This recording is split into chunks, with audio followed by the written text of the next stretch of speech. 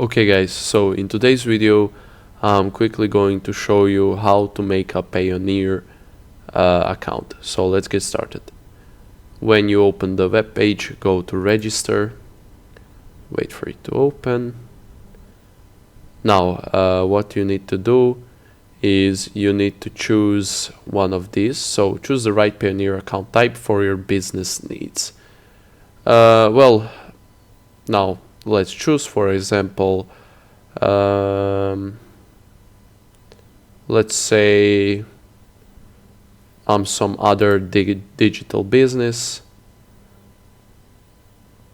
This sounds like something that I need to.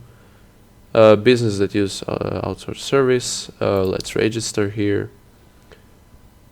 I'm an individual. You need to select one that describes your business, for example, computer and electronics. Next. Now we need to fill all of these things, so let me just do that quickly. After you have done that, all you need to do is verify your email, and that's pretty much it. One more thing to note is that you need to take a picture of your national ID or passport or driving license and just send it to them. But anyhow guys, that's pretty much it. It's that simple. I hope you like this video.